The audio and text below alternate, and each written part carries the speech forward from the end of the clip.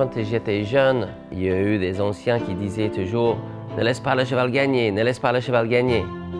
Et maintenant, je pense que c'est totalement l'inverse. Il faut que le cheval peut gagner. Il peut gagner en faisant ce que je veux. Parce que si le cheval ne peut pas gagner, il n'y a pas d'intérêt, il n'y a pas de motivation.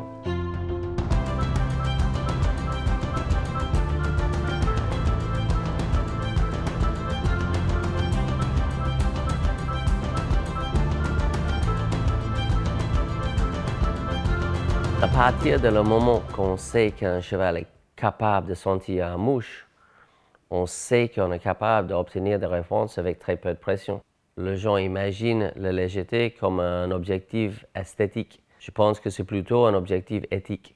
Donc je ne comprends pas pourquoi il y a des cavaliers qui persistent d'avoir 40 kg dans le bras, 40 kg dans les jambes et être en compétition limite avec leur propre cheval. Quand on peut avoir une harmonie, un partenariat, une compréhension mutuelle, il n'y a aucun sens d'être en train de rendre le cheval inconfortable.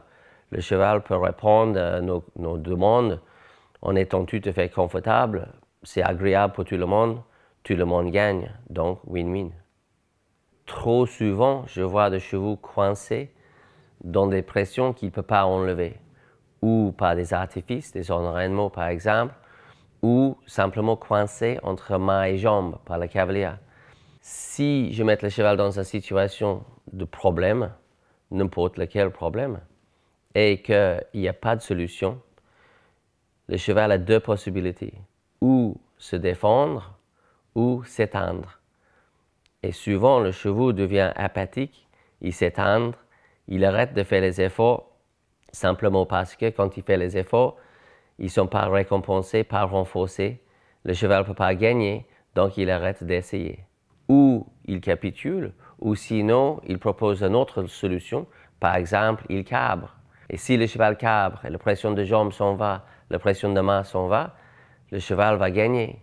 Mais il va gagner en faisant quelque chose qu'on ne veut pas. Le cheval ne va pas faire une erreur exprès. Il va occuper de son propre situation. Mais s'il ne peut pas gagner en faisant de bonnes réponses, il risque de trouver un autre.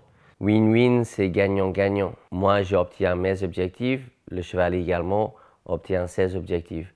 Chacun gagne, il n'y a pas juste dominer le cheval et obtient mes objectifs contre lui, mais plutôt organise la situation pour que lui, il obtienne ses objectifs en faisant ce que je veux. Ses objectifs, c'est plutôt la sécurité et d'être confortable. Donc chaque fois qu'il y a un gêne, il va essayer de trouver une solution.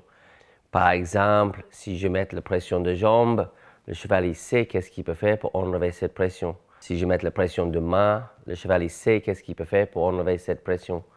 Et chaque fois que je fais une action, chaque fois que j'ai appliqué une pression, le cheval il sait qu'est-ce qu'il peut faire pour que cette pression s'en va. Moi, j'ai l'impression de gérer mon cheval, le cheval a l'impression de me gérer aussi.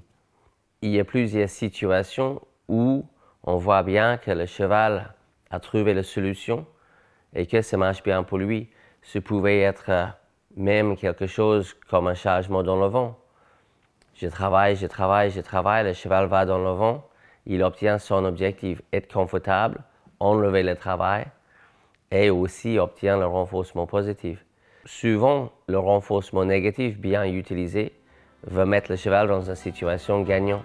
Ça veut dire que chaque fois que j'applique une pression, il sait comment l'enlever.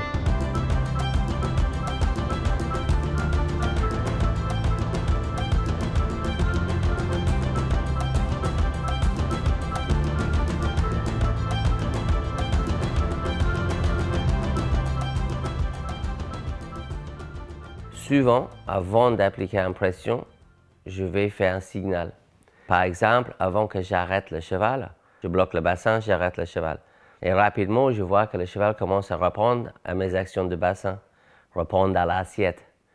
Donc, ça se voit que le cheval commence à anticiper, il sait ce que je vais faire avant que je le fasse. C'est très étonnant à quel point on peut obtenir un cheval léger. Et on démarre une pression avec juste quelques grammes et le cheval y répond déjà. Et je trouve que quand je travaille avec un cheval, je suis en train de poser la question souvent, est-ce que je peux faire moi? Est-ce que je peux obtenir la même réponse avec moins de pression? C'est comme si le cheval il trouve le bouton d'arrêt. ce moi. Par exemple, je longe le cheval, je lève le stick, il accélère, le stick se descend. Le cheval devient instrumental dans le contrôle de cette stick. C'est lui qui peut arrêter le stick. Je tends le longe, il avance. C'est lui qui peut enlever la pression de cette longe. Le cheval est acteur dans l'équitation et pas simplement victime de l'équitation. Il est important de bien structurer l'éducation du cheval pour qu'il puisse toujours trouver la bonne réponse et finir par être gagnant. Une idée qui est très importante, c'est le modelage. Parfois, commence avec quelque chose de facile et augmente la difficulté progressivement. Parce que si on brûle les étapes, parfois on met le cheval dans une situation où c'est très difficile pour lui de gagner. Donc je vais toujours organiser son éducation globale ou même une séance dans une situation où le cheval peut trouver la bonne solution et il peut gagner.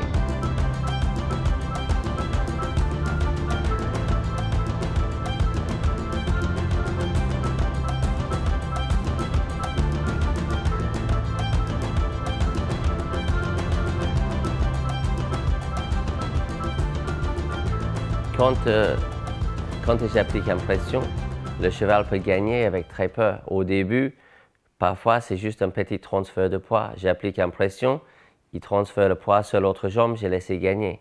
Et chaque fois que j'applique une pression, j'ai cette idée en tête. Laisser le cheval gagner. Et quand il trouve la bonne solution, ou même quelque chose qui ressemble un petit peu à la bonne solution, j'enlève la pression immédiatement et je laisse le cheval gagner. Et si le cheval gagne, c'est sûr que je vais gagner aussi. Mais si je mets le cheval dans une situation où il y a un problème et il n'y a pas de solution, et le cheval perd, c'est sûr que je vais perdre aussi. Jusqu'à 6-7 ans, le cheval va rester dans le bon cadre en essayant de survivre. Mais entre 6 et 9 ans, souvent, le cheval va poser des questions. Et si je cabre, et si je fais un saut de mouton, si je fais un écart, si je fais ci, si je fais ça. Et malheureusement, il y a beaucoup de ces mauvais comportements qui vont fonctionner. La bonne réponse n'était pas assez facile, la mauvaise réponse était trop facile, et maintenant le cheval il a appris quelque chose qu'il ne fallait pas. Si le modelage est correct, je peux toujours retourner sur l'exercice précédent. Donc, je demande un petit effort et un petit peu supplémentaire et un petit peu supplémentaire, mais je ne vais pas toujours obtenir dans toutes les conditions exactement ce que je veux. Mais je peux toujours obtenir le fait que le cheval gagne. Si je n'arrive pas à sauter un obstacle qui est trop haut, je peux toujours réduire la taille de l'obstacle. L'important, c'est que je termine la séance avec un cheval qui a l'impression d'avoir été gagnant. Bien sûr, en faisant ce que je voulais. Donc, j'ai obtenu, peut-être pas faussement, l'objectif de cette journée-là, mais je termine la séance avec un cheval qui gagne.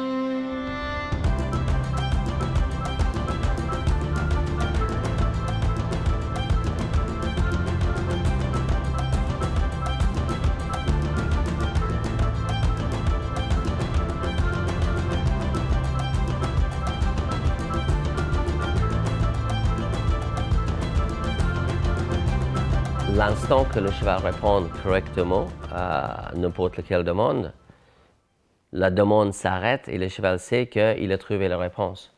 Mais ce n'est pas parce qu'il a trouvé une fois que c'est gagné pour la vie. Une fois n'est pas une habitude. Pour développer de bonnes habitudes, il faut que la bonne réponse marche partout et tout le temps. Au début de son éducation, le plus petit effort, un essai minuscule va obtenir un enlèvement de pression et le cheval va gagner. Si j'accepte que c'est un petit peu près ça, mais ce n'est pas vraiment ça, mais je l'accepte quand même, le problématique, c'est que je peux obtenir des résultats très médiocres. Donc, je cherche une petite évolution, que chaque jour, il fait un petit peu mieux qu'hier et que chaque fois qu'il fait un effort, il gagne. Et c'est là où je trouve qu'on obtient le cœur, si on veut, de notre cheval, où il voit bien que si je fais un effort, je gagne. Et le cheval commence à faire les efforts, pas forcément pour moi, mais pour lui. C'est que si je fais un effort, je gagne. Et comme ça, il y a une évolution et j'ai obtenu cet objectif que je recherche éternellement. Est-ce que je peux obtenir plus en plus avec moins en moins? S'il y avait peut-être un seul conseil à donner à tout cavalier, c'est de jamais appliquer une pression sur un cheval qu'il ne peut pas enlever. Jamais mettre le cheval dans une situation, dans un problème, dans lequel il n'y a pas une solution. Chaque problème doit avoir une solution. Il y a beaucoup des humains qui entrent en difficulté avec le cheval parce que le cheval ne peut pas gagner. C'est très important de comprendre que si le cheval ne peut pas gagner, vous allez perdre.